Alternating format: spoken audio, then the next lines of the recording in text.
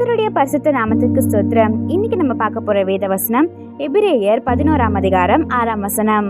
விசுவாசம் இல்லாமல் தேவனுக்கு பிரியமாய் இருப்பது கூடாத காரியம். And without faith it is impossible to please him. Hebrews 11:6. இது நம்ம ஒரு சின்ன கதையா பார்த்துடலாமா? பிரபு சிறு வயதிலிருந்து ரொம்பவே நம்பிக்கை கொண்டவனா, அவன் குடும்பத்துக்கு ரொம்பவே ஆதரவா இருப்பானா, அவன் தினமும் ஜெபிப்பானா, இயேசுவை மனதார நம்புவானா, அவனுக்கு அவன் குடும்பத்தை ரொம்பவே பிடிக்குமா.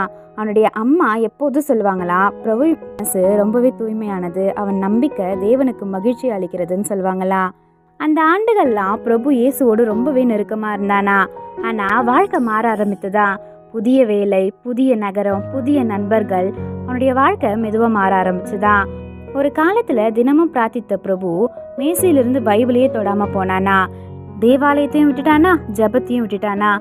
அதற்கு பதில் தவறான நட்பு, தவறான பழக்கங்கள் அவன் ஆட்கொண்டதா. பிரபு மது பழக்கத்துக்கு அடிமையானானா.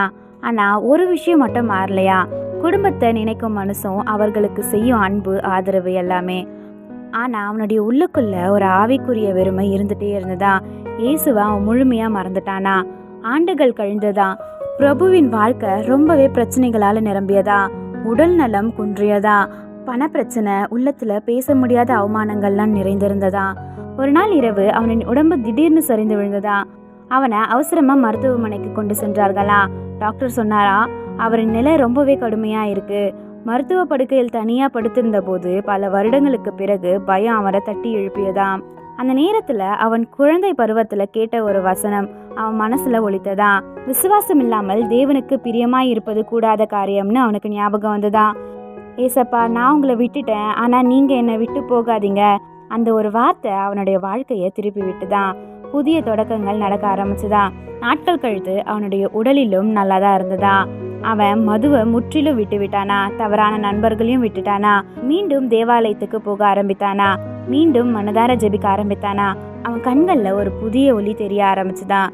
பிரபு தனது குடும்பத்தினரிடம் சொன்னானா, நான் வழி தவறினேன், ஆனா ஏசப்பா ஒருபோதும் என்னை கைவிடலைன்னு. நம்ம எத்தனை முறை விலகினாலும், எத்தனை முறை தவறினாலும், நம்மளே தேவனை மறந்தாலும் அவர் ஒருபோதும் நம்ம மறப்பதில்லை. நம்ம ஒரு அடி அவர்கிட்ட எடுத்து போனாலே போதும், அவர் 1000 அடிகள் நம்மை நோக்கி நடப்பார். ஆமென்.